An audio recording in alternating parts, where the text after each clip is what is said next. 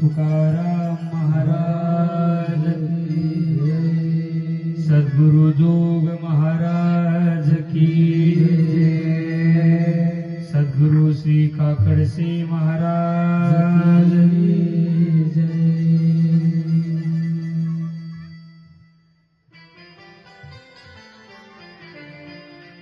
प्रभु रामचंद्र भगवान की जय। उमापति महादेव की जय। बजरंगबली हनुमान की जय। छत्रपति शिवाजी महाराज की जय। धर्मवीर संभाजी महाराज की जय। भारत माता की जय। अपने अपने माता पिता की सब संतन की जय जय।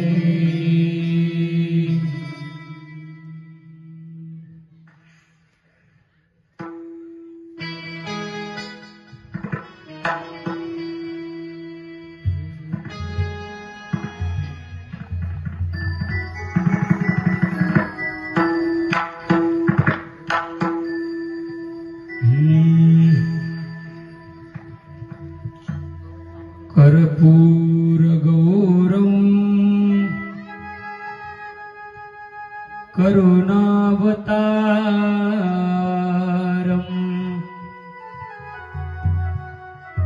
संसार सारम भुजगेन्द्रहारम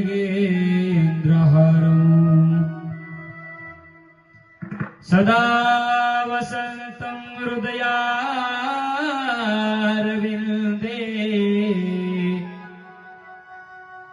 भवं भवामि सहितं नमामि। वक्रतुंड महाकाय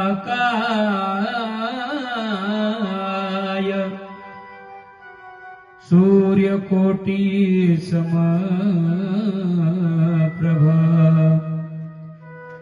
निर्विघ्नं कुरु मे देव सर्वकार्येषु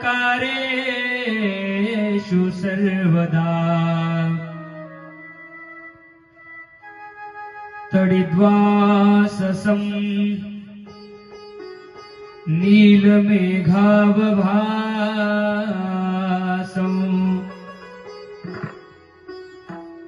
रमामन्दिरं सुन्दरं चित्प्रकाशम् वरं तिष्ठिकाया समन्यस्तपादो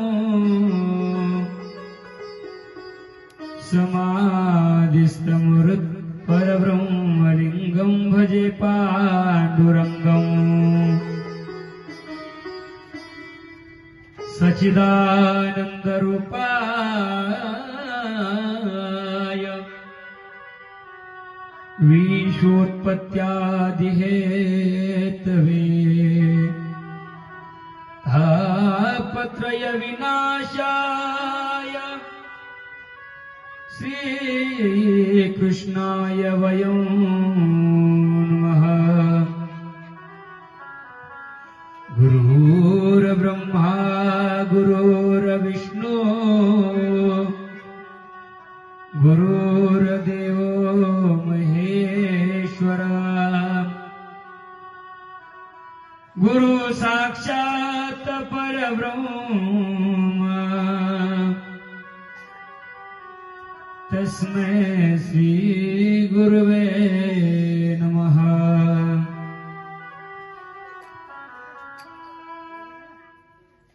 कैलासराना शिवचंद्रमौळी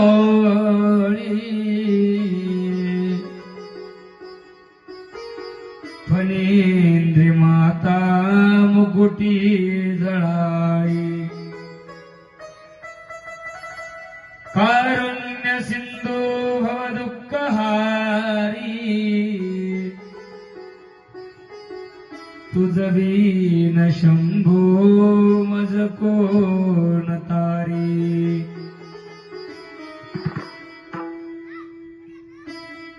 संपाद्य ज्ञानञ्च विदाय भक्ति विलोकितो येन समाधिराजः वैराग्यवन्तं सुविचारयुक्तम्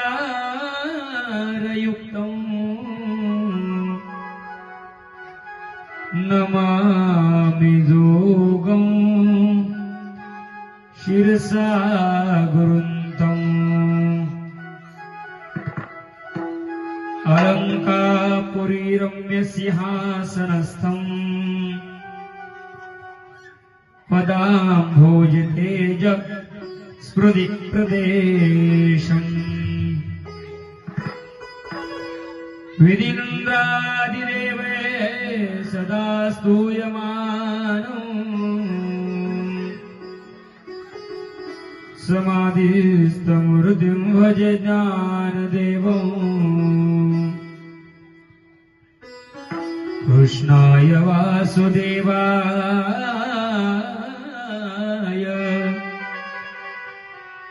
हरये परमात्मने प्रणतक्लेशनाशाय गोविन्दाय नमो नमः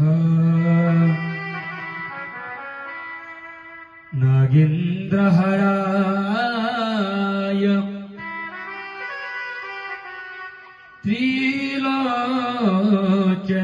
त्रिलोचनाय भस्माङ्गरागाय महेश्वराय नित्याय शुद्धाय दिगंबराय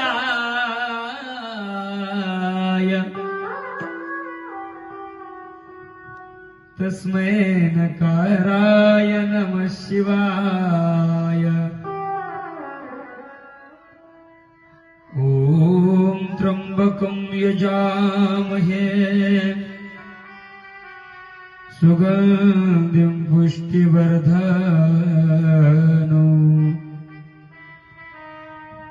उर्वारुकमिव बन्धनान् मृत्युर्मोक्षीयमामृतात्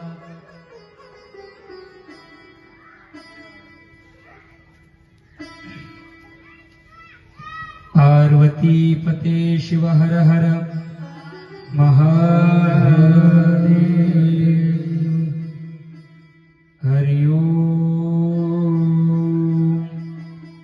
श्री गणेशाय नमः श्री गुरुभ्यो नमः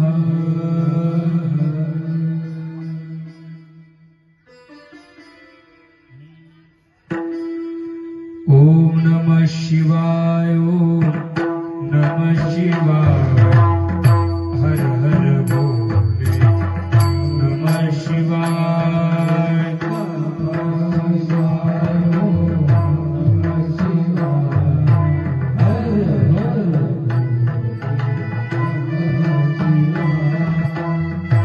नमः शिवाय।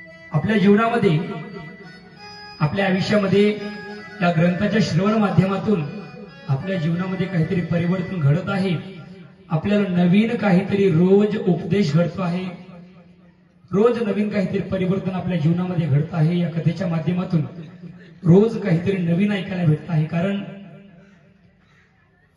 या ग्रंथाचा एखादा अक्षर जरी आपल्या कानावर पडलं तरी सुद्धा आपल्या जीवनाचा उद्धार झाल्याशिवाय राहणार नाही। शास्त्रयुक्त पद्धतीने निर्माण केलेला हा ग्रंथ भगवान व्यासांनी सनतकुमाराच्या आज्ञेवरून या ग्रंथाची रचना केली। आणि या ग्रंथाची रचना करत असताना या ग्रंथाला या शिवमहापुराण कथेला असेल अन्यथा 18 पुराण जे आहेत, 6 शास्त्र आणि 4 वेद, या सर्वांचं लिखाण करत असताना भगवान व्यासजींनी या ग्रंथाचं उच्चारण केलं आहे। आणि लिखाणाचं काम आमचे गणपती बाप्पा, ज्यांचा आपल्या कथेमध्ये काल जन्म झाला, त्यांनी या ग्रंथांचं लिखाण केलेलं आहे. भगवान गणपती बाप्पांनी हा ग्रंथ लिहित असताना कुठल्या लेखणीने लिहिलेला नाही. गणपती बाप्पांनी हे ग्रंथ लिहित असताना 18 पुराण असतील, 6 शास्त्र असतील, 4 वेद असतील, अन्य कुठले ग्रंथ असतील, त्याच्यामध्ये शिव महापुराण असेल, श्रीमद भागवत पुराण असेल, गरुड पुराण असेल, हरिवंश पुराण असेल, असे अन्य प्रकारचे 18 पुराण आहेत. हे ग्रंथ लिहित असताना गणपती बाप्पाने आपल्या स्वतःच्या मुखातला दात म्हणजे आपल्या सोंडीच्या बाजूचा एक दात काढून या ग्रंथाचं लिखाण गणपती बाप्पाने केलेलं आहे. गणपती बाप्पाने या ग्रंथाचं लिखाण केलं आणि एक दिवस गणपती बाप्पा आजारी पडले आणि गणपती बाप्पाच्या अंगाला पूर्ण ताप आला. आणि गणपती बाप्पाच्या अंगाला ताप आल्यानंतर व्यास महर्षींनी काय केलं, अंगाचा ताप कमी व्हावा, अंग थंड व्हावं म्हणून त्या जंगलातली काळी माती गणपती बाप्पाच्या अंगाला लावली आणि त्या काळ्या मातीचा लेप 10 दिवस गणपती बाप्पाच्या अंगाला ठेवला. आणि 10व्या दिवशी गणपती बाप्पाच्या अंगाचा ताप कमी झाला म्हणून ते मातीचा लेप काढण्यासाठी व्यासजींनी प्रयत्न केला, पण गणपती बाप्पाच्या अंगाला चिकटलेली ती माती निघत नव्हती. आणि ती माती निघत नसल्यामुळे गणपती बाप्पांना व्यास महर्षींनी चक्र नावाच्या तीर्थामध्ये, त्या चक्र तीर्थामध्ये गणपती बाप्पाला बुडवलं आणि गणपती बाप्पाला पुन्हा वरती केलं आणि ती माती ओली झाली. आणि ओली झाल्यामुळे गणपती बाप्पाच्या अंगाची माती निघाली. गणपती बाप्पाच्या अंगाला मातीचा जो लेप लावला होता तो मातीचा लेप निघाला. म्हणून आपण दरवर्षी गणपती बाप्पांचं विसर्जन करतो. कोणी 11व्या दिवशी करतं तर कोणी 10व्या दिवशी करतं, परंतु गणपती बाप्पाचं विसर्जन हे प्रामुख्याने 10व्या दिवशी असलं पाहिजे. ज्यावेळेस गणपती बाप्पांना व्यासजींनी 10व्या दिवशी चक्रतीर्थामध्ये टाकलं होतं, चक्रतीर्थामध्ये बुडवलं होतं, त्या दिवसापासून गणपती बाप्पांना 10 दिवस एका जागेवर बसून 10व्या दिवशी गणपती बाप्पाचं विसर्जन करायचं असा नियम आहे. आता प्रत्येक जण आपापल्या पद्धतीने कोणी 9व्या दिवशी करतं, कोणी 10व्या दिवशी, तर कोणी 11व्या दिवशी. पण अशा कारणाने काहीतरी अघटित घडत असतं. कारण नियमांचं उल्लंघन केल्यानंतर, नियम न पाळल्यानंतर काय होत असतं तर अघटित घडत असतं. महाराज आपल्या आळंदीमध्ये एक जणांना 12व्या दिवशी विसर्जन केलं. काय घडलं, काय कारणास्तव एक जणांनी आमच्या आळंदीमध्ये गणपती बाप्पाचं 12व्या दिवशी विसर्जन केलं. तर 12वा दिवस नसतोच खरं तर कुठं, पण त्याच्या जीवनामध्ये एक अघटित घटना घडली. त्या घटना काय घडली हे बाजूला होत्या, पण घडली. नियमाचं उल्लंघन केल्यानंतर संत महात्म्यांनी आपल्याला जे नियम घालून दिलेले आहेत त्या नियमाचं उल्लंघन झालं तर काहीतरी अघटित घडत असतं, काहीतरी अनर्थ घडत असतो. म्हणून संत महात्म्यांनी घालून दिलेल्या परंपरा, संत महात्म्यांनी घालून दिलेल्या रूढी परंपरा ज्या आहेत, संत महात्म्यांनी घालून दिलेली जी नियमावली आहे त्या नियमावलीचं उल्लंघन न करता आपण संतांचे सर्व नियम पाळले पाहिजेत. महाराज प्रत्येक गोष्टीला, वारकरी संप्रदाय म्हणलं की प्रत्येक गोष्टीला दंडक आहे. आता माझ्या कथेचा पहिला दिवस होता, पण माझ्या कथेच्या पहिल्या दिवसामध्ये कथेचं महात्म्य हा नियम आहे. आपल्या सप्ताहाचा पहिला दिवस आणि पहिल्या दिवसाचं कीर्तन हे नाम तर असलं पाहिजे, नामाचं महत्व सांगितलं पाहिजे. दुसऱ्या दिवशी संतपर घ्या, भक्तीपर घ्या, उपदेशपर अभंग घ्या. आणि जागराच्या दिवशी म्हणजे 7व्या दिवशी जागराचा अभंग म्हणजे मागणीपर अभंग घेतला पाहिजे. आणि 8व्या दिवशी काल्याचं वर्णन केलं पाहिजे. म्हणजे चरित्र ते उच्चारावे केले देवे गोकुळी, हा दंडक आहे वारकरी संप्रदायाचा, हा सप्ताहाचा दंडक आहे. आणि कीर्तनकारांनी पांढरा शुभ्र फेटा बांधावा, कीर्तनकारांनी कंबर बांधावी. कीर्तनकारांनी कंबर का बांधायची असते तर कीर्तनकारांनी कंबरेपर्यंतच बोललं पाहिजे. कंबरेच्या खाली कीर्तनकाराला बोलायचा नियम नाही किंवा बोलायची परवानगी नाही, म्हणून कीर्तनकाराला मर्यादा घालून दिलेली आहे. कीर्तनकारांना बांधलेली कंबर, कीर्तनकार आपल्या कंबरला जो शेला बांधतो, जे उपरणं बांधतात, ते म्हणजे त्याच्यासाठी लक्ष्मण रेषा आहे. आणि त्या लक्ष्मण रेषेचं उल्लंघन करून गेल्यानंतर सीतेच्या जीवनामध्ये जी अघटित घटना घडली त्याचप्रमाणे आपल्याही जीवनामध्ये नियमाचं उल्लंघन केल्याने अघटित घटना घडू शकते. म्हणून संत महात्म्यांनी भगवान व्यासजींनी या ग्रंथाचं उच्चारण केलं, गणपती बाप्पांनी हा ग्रंथ लिहिला. हा ग्रंथ लिहित असताना अतिशय शास्त्रयुक्त पद्धतीने हा ग्रंथ लिहिलेला आहे आणि त्यानंतर आपल्या पुढे हा ग्रंथ आपल्या समाजामध्ये आलेला आहे, मनुष्य लोकांमध्ये आलेला आहे. कारण कुठल्याही ग्रंथाचं शुद्धीकरण झाल्याशिवाय ग्रंथ कधीच प्रकाशित होत नाही. ज्ञानोबांनी ज्ञानेश्वरी नावाचा ग्रंथ लिहिला. ज्ञानोबांनी हा ग्रंथ सांगितला, कुठला? ज्ञानेश्वरी नावाचा ग्रंथ सांगितला आणि सच्चिदानंद बाबांनी तो ग्रंथ लिहिला. परंतु ज्यावेळेस ज्ञानोबांनी समाधी घेतली, समाधी घेतल्याच्या नंतर ज्ञानोबा समाधीला बसत असताना 3 वेळा जेव्हा जोडिले कर कमळ झाकीले डोळे ज्ञान देवे, आणि ज्ञानोबा समाधीला बसले आणि समाधीला बसल्यानंतर ज्ञानोबांनी आपला ज्ञानेश्वरी नावाचा ग्रंथ आपल्या पुढ्यात म्हणजे आपल्या समोर ठेवला आणि ज्ञानोबांनी समाधीस्थ झाले.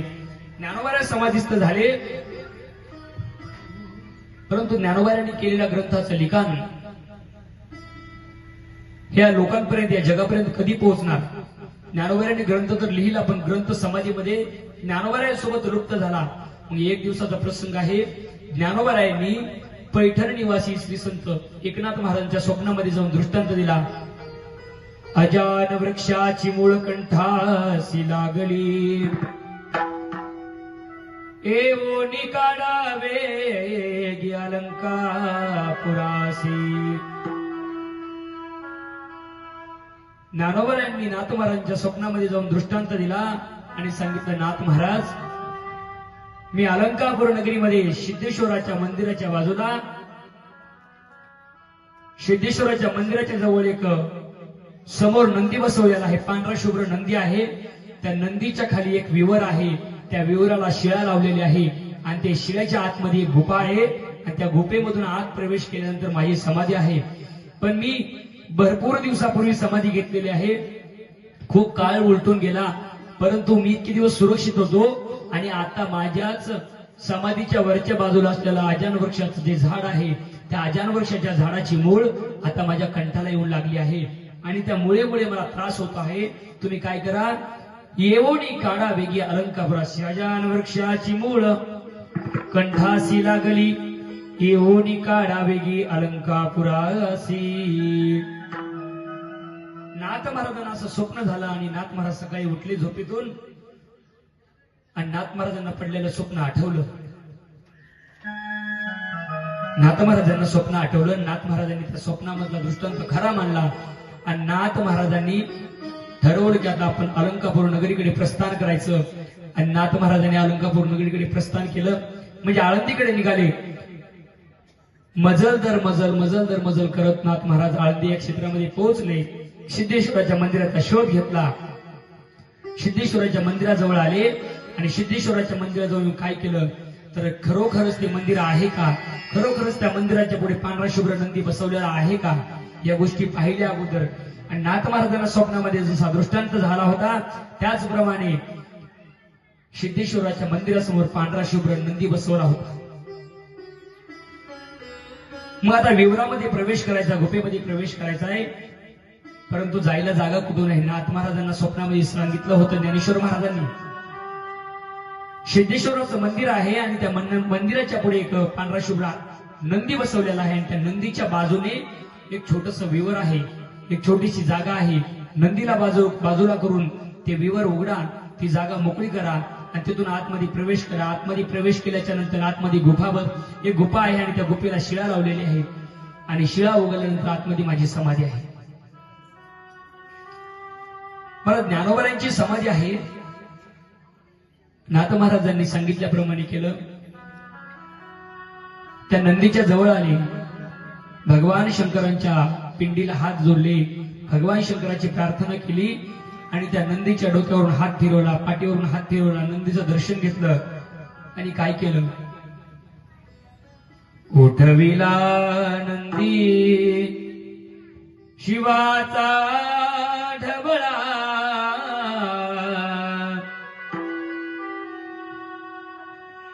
उघडली शिळा विवराची,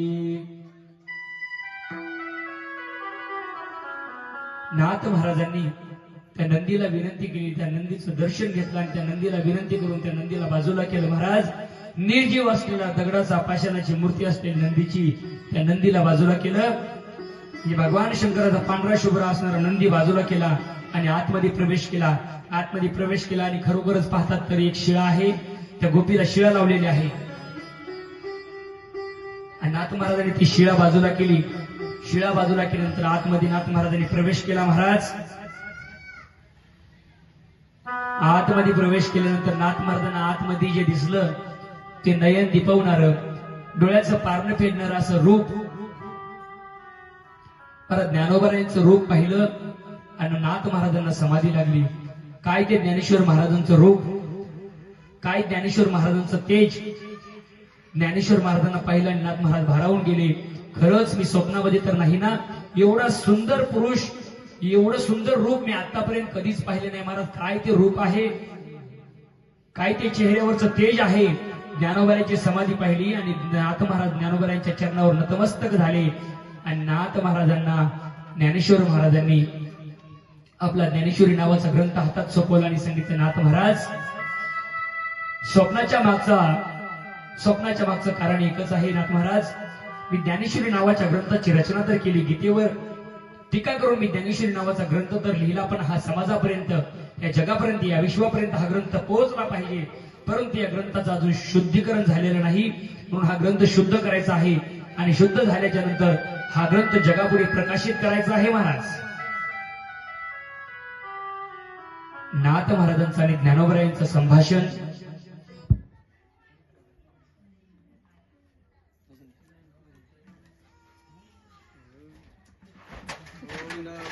शिवाय ओम नमः शिवाय. भजन करा, भजन.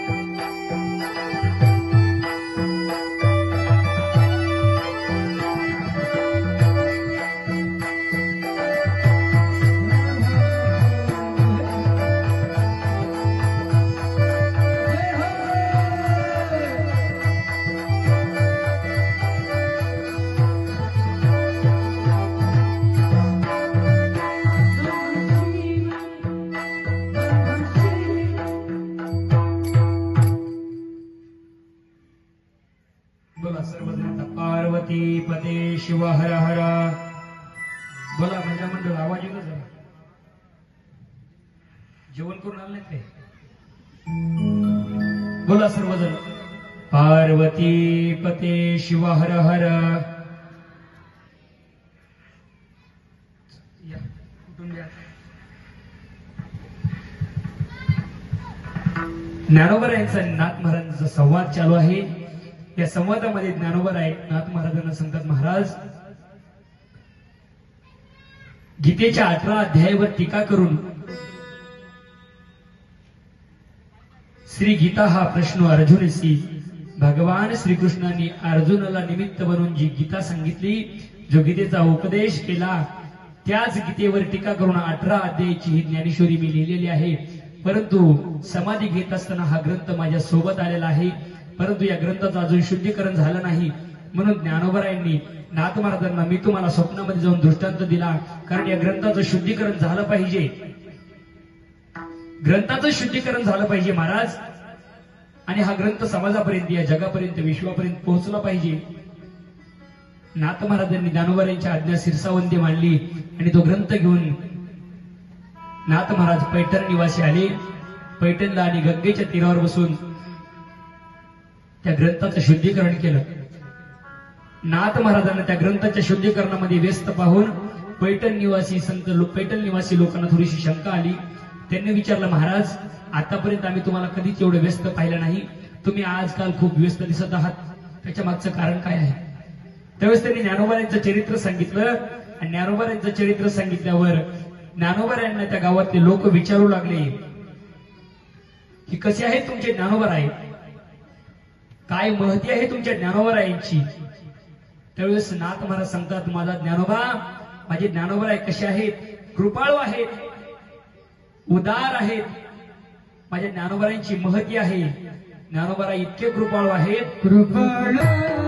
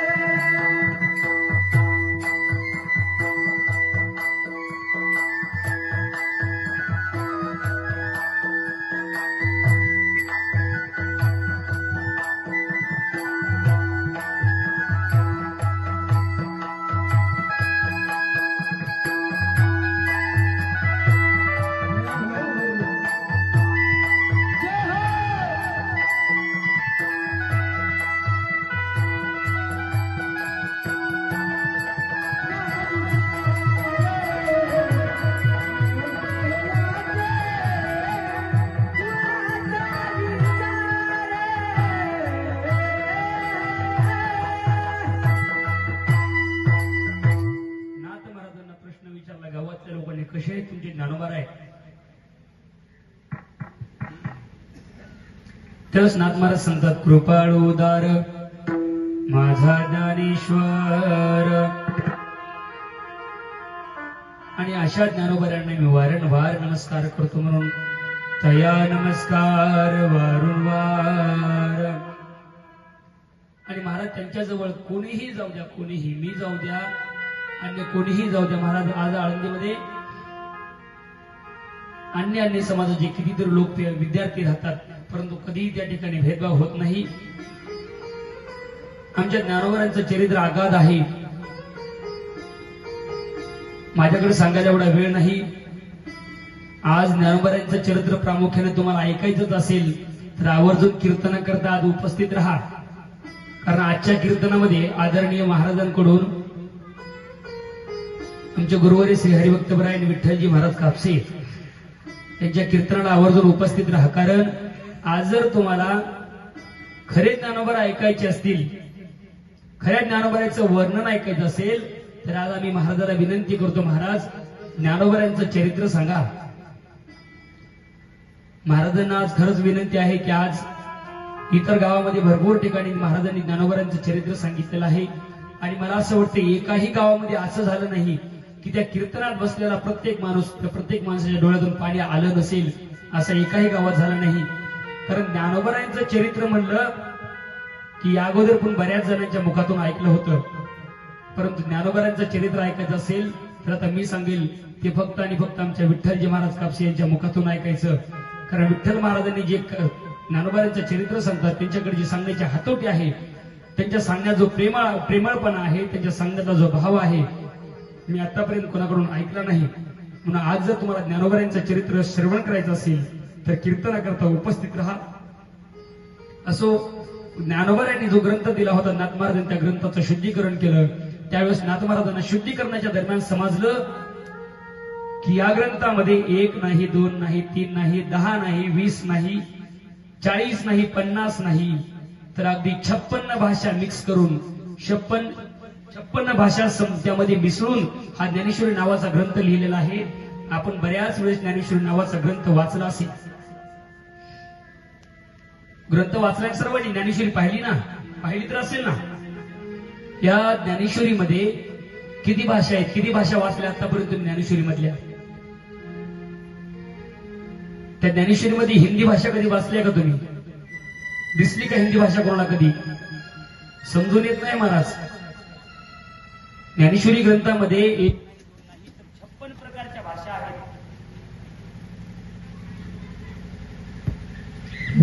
56 प्रकारच्या भाषा आहेत आणि त्या 56 भाषेचा गौरव करून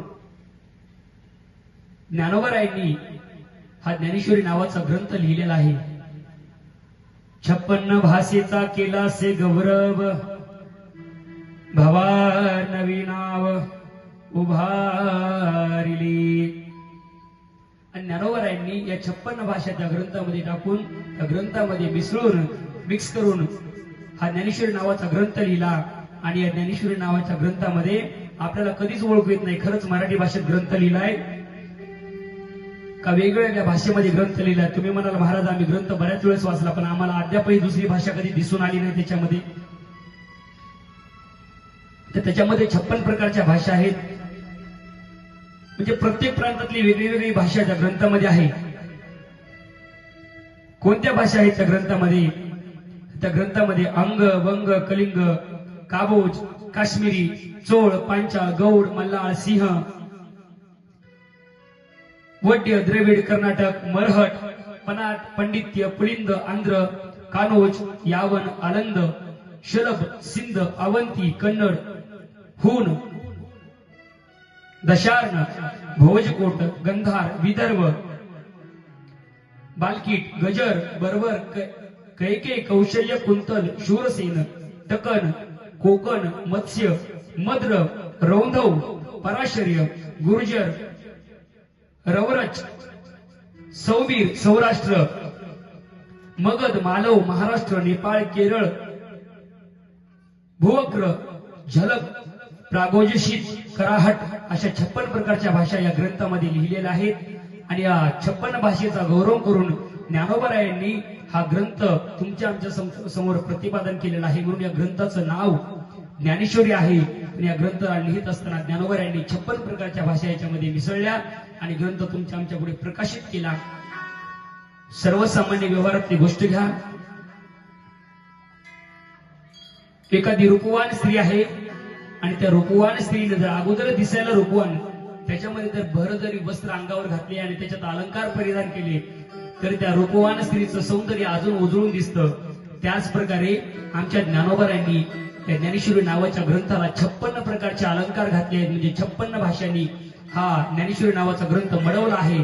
त्याचप्रमाणे भगवान शंकरांनी शास्त्रयुक्त पद्धतीने हा ग्रंथ मडवला गेलेला आहे. महाराज, या ग्रंथाचा अधिकार सामान्य नाही. कुठलाही ग्रंथ घ्या, या ग्रंथाचा अधिकार सामान्य नाही. म्हणून आमच्या जनाबाई तर म्हणतात, ज्ञान होय मुडा आती मूर्ख त्या दगडा, किंवा ज्ञान होय अज्ञानासी ऐसा वरया टिकेसी. बरं, एवढंच नाही तर अधिकार संपन्न असणाऱ्या संत जनाबाई म्हणतात, जो कोणी हा ग्रंथ वाचेल, जो कोणी या ग्रंथाचं श्रवण करेल, जो कोणी हा ग्रंथ वाचेल, बरं ज्याला वाचता येत नाही त्यानं नुसतं बोर्ड जरी फिरवलं त्या ग्रंथाच्या ओळीवर तरी काय होईल महाराज, एका एका अक्षरात आहे माझा रमाकांत. सर्वसामान्य ग्रंथ नाही, वाचील जो कोणी आणि जनी त्यासी लोटांगणी. जनाबाई म्हणतात, जो कोणी या ग्रंथाचे श्रवण करेल, पठण करेल किंवा वाचन करेल, पारायण करेल. आळंदीमध्ये जर कधी आलात, ज्ञानोबाराचं दर्शन घेतल्यानंतर, समाधीचं दर्शन झाल्यावर आपण तिथून फिरून बाहेर येतो आणि बाहेर फिरून आल्यानंतर आपण आजान वृक्षाचं दर्शन घेतो. येऊन आजान वृक्षाचं दर्शन घेत असताना तुम्हाला काय दिसतं बरं? कोणी गेले का आळंदीला मंदिरात? मंदिरात तुम्ही गेलात का कधी? माऊलीच्या मंदिरात जर कधी गेला असाल तर आजान वृक्षाच्या खाली अनेक संत महात्मे, अनेक विद्यार्थी, अनेक साधक त्या ठिकाणी ग्रंथाचं पारायण करत बसलेले असतात. काही जणांचा संकल्प असतो 108 पारायणाचा संकल्प असतो, कुणाचा 11 पारायणाचा संकल्प असतो, कुणाचा 8 पारायणाचा संकल्प असतो, कुणाचा 1 पारायणाचा संकल्प असतो. पण तो संकल्प पूर्ण करण्यासाठी ज्ञानोबारांच्या मंदिरात बसून त्या आजान वृक्षाच्या झाडाखाली, त्या आजान वृक्षाच्या सावलीमध्ये तो ग्रंथ, त्या ग्रंथाचं पारायण केल्यानंतर ज्ञानोबारा निश्चित कृपा करतात. अहो ज्ञानोबाराय, तुमच्या आमच्यावर कृपा तर सोडून द्या, ज्ञानोबारांनी एका निर्बुद्ध असणाऱ्या प्राण्यावर कृपा केली. ज्ञानोबारांची कृपा झाल्यावर काय होतं? होता कृपा तुमची पशु बोले वेद, निर्जीव चाले भिंत महिमा गाद. मला जेवढे या ग्रंथाचं असीम महात्म्य आहे. म्हणून महाराज, या ग्रंथामध्ये, या शिवमहापुराण कथेमध्ये काल आपण त्या कथा श्रवण केल्या, त्या कथेमध्ये आपण गणपती बाप्पांचा जन्म पाहिला. आणि आज जी आपण कथा पाहणार आहोत ती कथा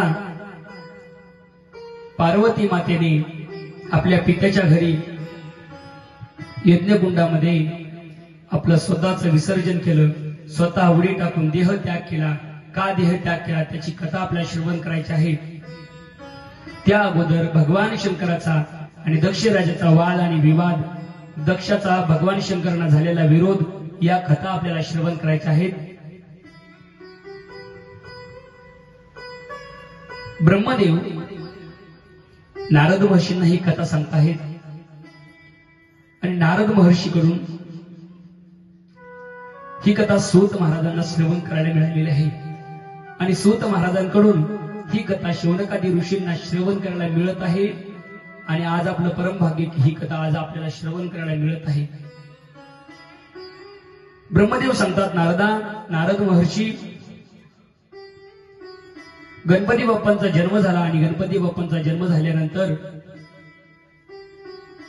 कालांतराने प्रयागराजच्या पुण्यभूमीमध्ये सर्व सिद्ध साधक मुनी, संत महात्म्यांनी एका महान यज्ञाचं असं आयोजन केलं.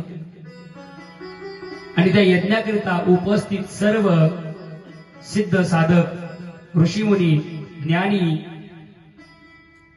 ब्रह्मज्ञानी, महात्मे, श्रेष्ठ ऋषी, प्रजापती, राज्यपती असे सर्वजण, असे पदवीधर त्या ठिकाणी उपस्थित होते. कशाकरता?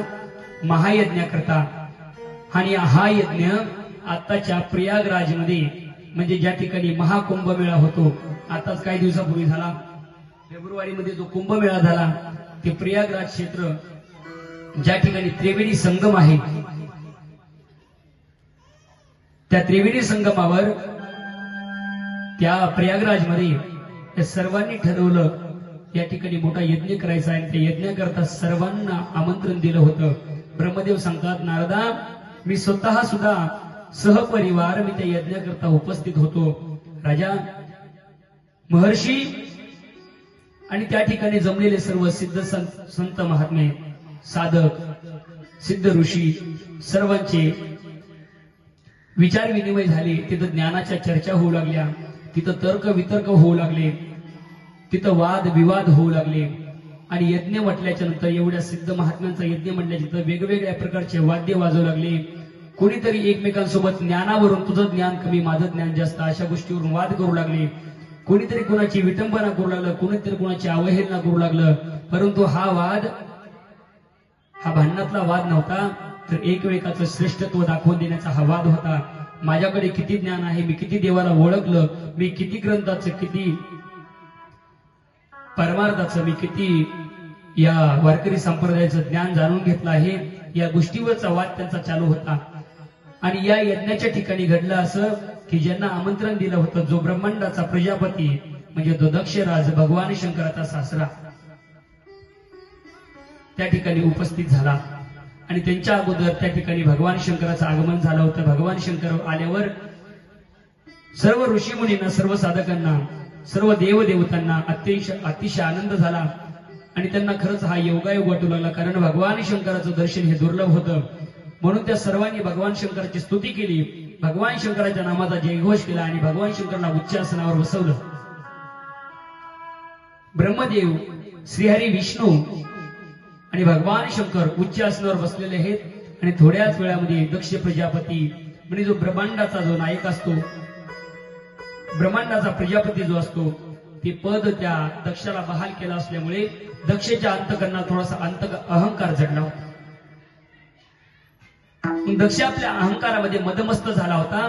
आणि दक्ष त्या वेळेमध्ये, त्या कालखंडामध्ये कोणालाच मानायला तयार नव्हता, कोणाची सुद्धा अवहेलना करायचा, प्रत्येकाची विटंबना करायचा. कारण कसं असतं, एखाद्याचा मान वाढला आणि थोडंसं वर्चस्व वाढलं की त्याच्या अंतकरणामध्ये, त्याच्या मनामध्ये अहंकार निर्माण होतो. त्याला वाटतं माझ्यापेक्षा सर्वश्रेष्ठ कुणीच नाही आणि माझ्यापेक्षा ज्ञानी कुणीच नाही, असा त्याचा अहंकार असतो. अहंकार हा माणसाला जाळत असतो, अहंकार हा माणसाचं वर्चस्व कमी करतो, अहंकार हा माणसाचं अस्तित्व कमी करतो. म्हणून कुठल्याही गोष्टीचा, ज्ञानाचा असेल, आता मी कथा सांगायला बसतो, मी तुमच्या सर्वांच्या उच्च स्थानावर आहे, मला गर्व नसला पाहिजे या गोष्टीचा की तुम्ही सर्वजण खाली बसलात, तुम्ही सर्व या बाजूला बसलात, पण मी तुम्हाला इथं वरती बसून कथा सांगतोय. मी 2-2, 3-3 तास या ठिकाणी बसतोय, बडबड करतोय. मी काय सांगतोय हे तुम्हाला कळत असेल किंवा कळत नसेल, पण तुम्ही माझं ऐकून घेताय, याच्यात तुमचा मोठेपणा आहे. या तुमच्या मोठेपणाला मी माझा अहंकार नाही समजलं पाहिजे, मी माझा गर्व नाही समजलं पाहिजे. आणि मला या गोष्टीचा खरंच गर्व नाही आला पाहिजे की तुम्ही सर्वजण माझ्या समोर बसून श्रवण करताय, तुम्ही माझ्या पुढे बसून ऐकताय. आता हनुमान महाराज सुंदर असा पकवाज वाजवतात, त्यांना नाही वाटलं पाहिजे, 4-2 बोला आले मला की त्यांना असं वाटलं नाही पाहिजे माझ्यापेक्षा श्रेष्ठ वाजवणारा कोणीच नाही. गणेश महाराज एवढं सुंदर सिंत वाजवतात, त्यांनाही त्या कलेचा गर्व नसला पाहिजे. आदित्य महाराज एवढं सुंदर गातात, त्यांना त्यांच्या आवाजावर गर्व नसला पाहिजे. एखाद्याकडे कुठली संपत्ती आली किंवा ज्ञान आलं, थोडंफार जास्त प्रमाणात कुठलीही गोष्ट प्राप्त झाली, त्या गोष्टीचा म्हणा, तेव्हा गोष्टीच्या माध्यमातून आपल्या शरीरामध्ये एक विकार जडतो. त्या विकाराचं नाव आहे अहंकार. षडविकारापैकी एक विकार आहे तो, त्या विकाराचं नाव आहे अहंकार. आणि त्या विकाराने मनुष्य हा नष्ट होतो. कारण अहंकार ही एक अशी गोष्ट आहे, कारण अभिमान तिळ मात्र जरी होय अभिमान, मेरू तो समान भार देवा. तिळ माहिती का? तिळ सर्वांनी पाहिलं आहे. तिळा एवढा जरी अभिमान आपल्याला झाला तर देवाला त्याचा भार मेरू पर्वत एवढा होत असतो. म्हणून आपल्याला झालेला अहंकार हा देवाचं ओझ नाही बनला पाहिजे. म्हणून कधीही माणसाला कुठल्याच गोष्टीचा अहंकार नसावा. आणि अहंकार झाल्यामुळे आपल्या ज्ञानामध्ये वृद्धी होत नाही, आपण करत असलेल्या गोष्टीमध्ये, आपल्या संपत्तीमध्ये वृद्धी होत नाही. आणि दक्षाला याच गोष्टीने जडलं गेलं होतं. दक्षाला मात्र अहंकार झाला होता. आता दक्ष प्रजापती असल्यामुळे दक्षाने सुद्धा त्या यज्ञामध्ये प्रस्थान केलं. आणि यज्ञाच्या मंडपामध्ये प्रवेश केल्यानंतर दक्ष प्रजापती यज्ञ मंडपात आल्यामुळे सर्वजण उभे राहिले. सर्वांनी उठून दक्षाची स्तुती केली, दक्षाला नमन केलं आणि दक्षाला उच्च आसनावर बसवलं. परंतु त्या दक्षाला नमन करत असताना भगवान शंकर मात्र त्या जागेवरून उठले नाहीत, कारण भगवान शंकर हे आपल्या नामामध्ये तल्लीन होते. भगवान शंकराच्या मुखामध्ये नामस्मरण चालू असल्यामुळे भगवान शंकर आपल्या जागेवरून आपल्या आसनावरून उठले नाहीत. त्यावेळेस मात्र दक्षाला राग आला आणि अहंकारी माणसाला राग भरपूर लवकर येतो बरं का, काय असू द्या. त्याला वाटतं माझी विटंबना केली, माझी अवहेलना केली, त्यामुळे दक्षाला खरंच राग आला आणि दक्ष सांगू लागला, उठला आपल्या आसनावरून